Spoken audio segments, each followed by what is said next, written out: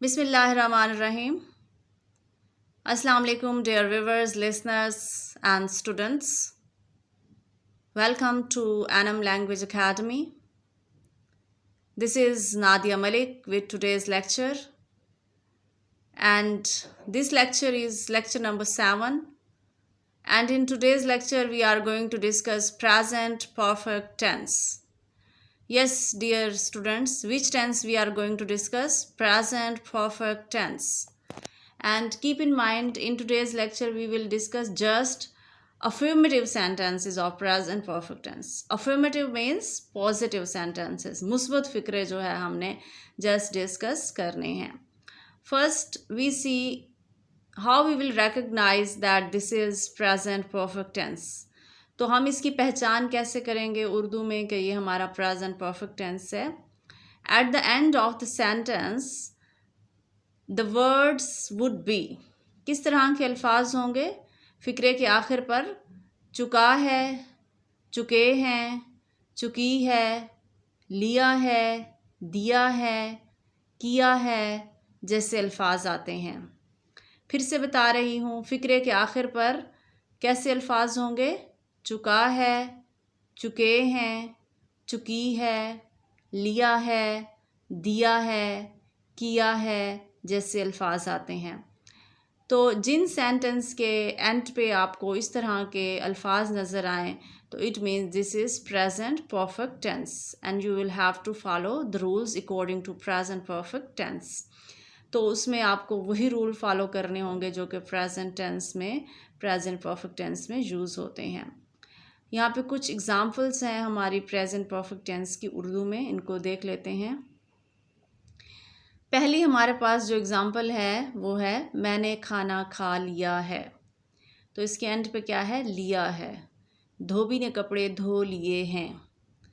इसी तरीके से हमारी नेक्स्ट जो एग्ज़ाम्पल है वो है हम क्रिकेट खेल चुके हैं. Okay, now we move to words that which helping verb and which form of verb is being used in present perfect tense. के present perfect tense में हम कौन सी helping verb इस्तेमाल करते हैं और कौन सी जो है वो form of verb इस्तेमाल होती है. तो first we see helping verb or auxiliary verb. तो इसे helping verb को हम auxiliary verb भी कहते हैं कि हम कौन सी हेल्पिंग वर्ब या ऑक्सिलरी वर्ब इस्तेमाल करते हैं. उसमें हमारे पास दो हैं, एक हैव है और सेकंड हैज़ है. Have has, these are two helping verbs or auxiliary verbs that are being used in present perfect tense. Which form of verb is being used in present perfect tense? Third form of verb are past participle. Third form को हम past participle form भी कहते हैं. दोनों आपको knowledge में होनी चाहिए.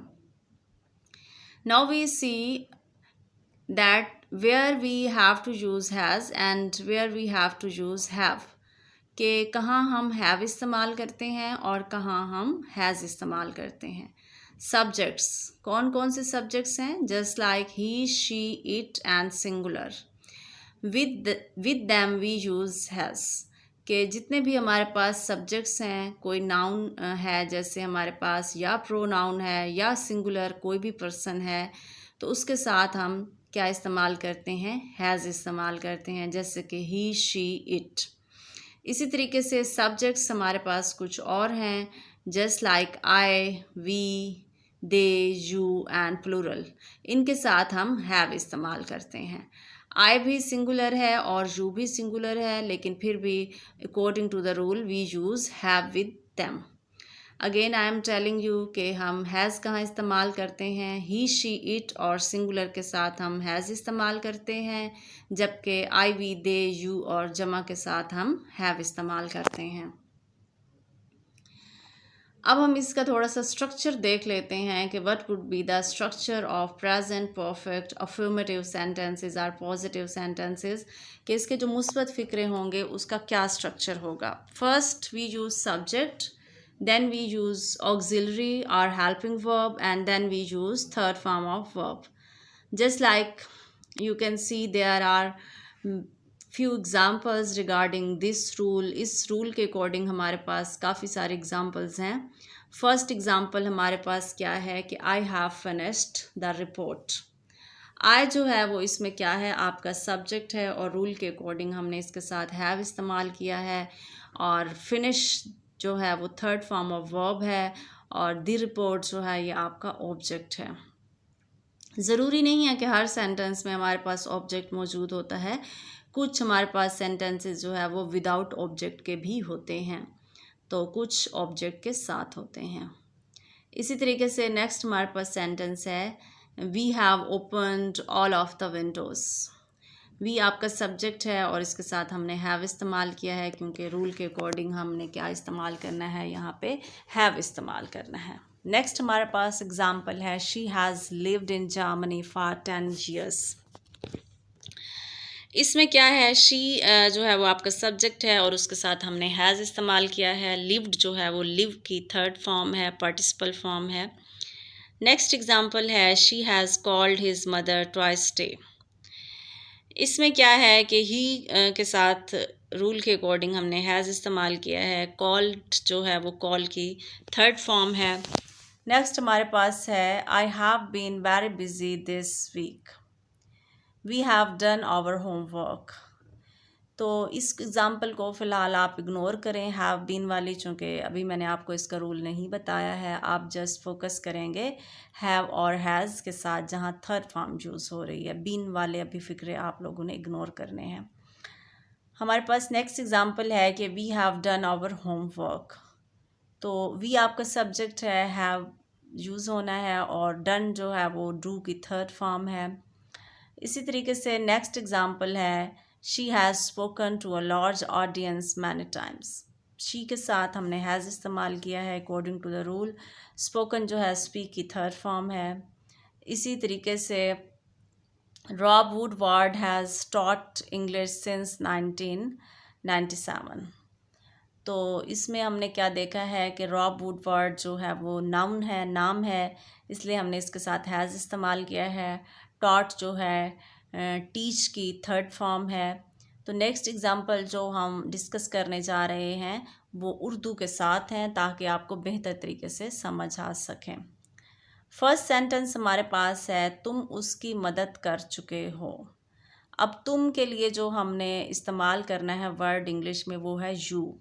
यू आपका सब्जेक्ट है और यू के साथ according to the rule we use have helping verb और ऑक्सिलरी वर्ब। हम इसे हेल्पिंग वर्ब भी कह सकते हैं और ऑक्सिलरी वर्ब भी कह सकते हैं। ये दोनों जो वर्ड्स हैं दोनों आपकी वोकैबलरी में होने चाहिए कि ऑक्सिलरी वर्ब और helping verb both are same things. दोनों जो है वो एक ही चीज़ के नाम हैं। हेल्प की हमने यहाँ थर्ड फॉर्म इस्तेमाल की है कि यू हैव हेल्प्ड हिम। अब इसमें जो है हमारे पास हिम जो है वो ऑब्जेक्ट है। जैसे मैंने आपको पहले बताया था कुछ सेंटेंसेस में हमारे पास ऑब्जेक्ट होते हैं और कुछ सेंटेंस जो है वो ऑब्जेक्ट के बगैर होते हैं। इसी तरीके से नेक्स्ट जो सेंटेंस है चोर चोरी कर चुका है। चोर के लिए जो हम इंग्लिश में वर्ड इस्तेमाल करते हैं वो है thief. The thief has stolen. अब चूँकि थीफ जो है वो नाउन है इसलिए नाउन के साथ हमने हैज़ इस्तेमाल किया है। स्टोलन जो है वो स्टील की थर्ड फॉर्म है और इस एग्जांपल में जो है हमारे पास ऑब्जेक्ट मौजूद नहीं है, ये विदाउट ऑब्जेक्ट के है। स्टोलन जो है वो आपकी थर्ड फॉर्म है वर्ब की या फिर पार्टिसिपल फॉर्म भी आप इसको कह सकते हैं। The thief has stolen. Alia काम मुकम्मल कर चुकी है। आलिया जो है वो आपका सब्जेक्ट है और नाउन है तो इसके साथ हमने क्या हेल्पिंग वर्ब इस्तेमाल करनी है, हैज़। मुकम्मल के लिए हम कंप्लीट का वर्ड इस्तेमाल करते हैं और कंप्लीट की जो थर्ड फॉर्म है वो कंप्लीटेड है। Alia has completed the work. Work जो है वो इसमें ऑब्जेक्ट है। हुकूमत गरीबों की मदद कर चुकी है। अब हुकूमत क्या है, इसमें आपका सब्जेक्ट है और सिंगुलर इसके साथ हमेशा हेल्पिंग वर्ब इस्तेमाल होती है। The government has helped poor people. अब चूँकि आपके पास जो है वो हेल्प फर्स्ट फॉर्म है और उसकी थर्ड फॉर्म क्या है, हेल्प्ड है और पुअर पीपल जो है वो आपके ऑब्जेक्ट हैं। The government has helped the poor people.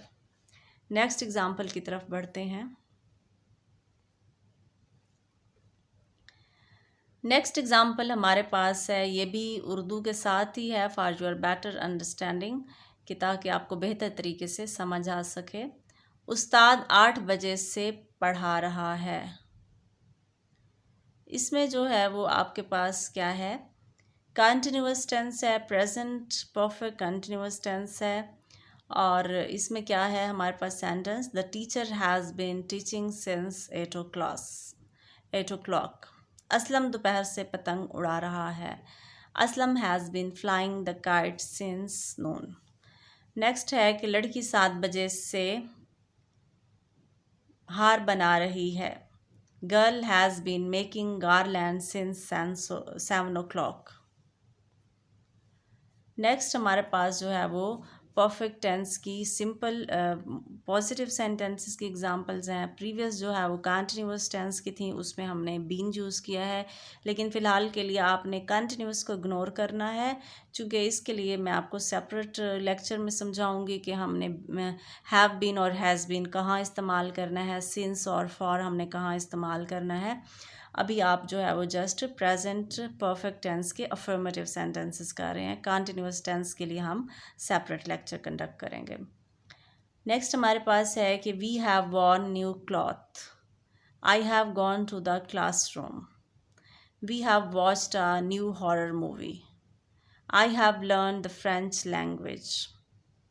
They have written a comic book.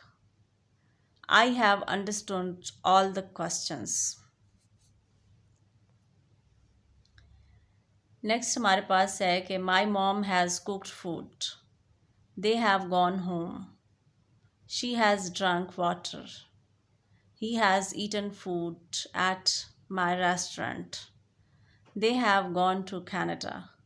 I have learned all the sentences. She has bought a new car. कुछ और हमारे पास सेंटेंसेस हैं कि we have played football on the ground. He has written a letter to her friend. They have worked in the field. She has sung a song in the classroom. I have planted some plants in my garden. I have woken early in the morning. Harry has brushed her teeth. Okay, dear listeners, viewers, and students, this was today's lecture regarding present perfect tense. And keep in mind, in today's lecture, we just discussed present perfect affirmative sentences, यानी हमने सिर्फ positive sentences किए हैं। इसमें कुछ example जो है वो प्रेजेंट परफेक्ट कंटिन्यूअस टेंस की भी थी, जहाँ हैज़ बीन और हैव बीन, सिंस और फॉर यूज़ किया गया था, लेकिन आपने जस्ट उनको इग्नोर करना है। वो उसके लिए मैंने जैसे आपको बताया है कि सेपरेट लेक्चर होगा इंशाल्लाह। टिल देन अल्लाह हाफिज़।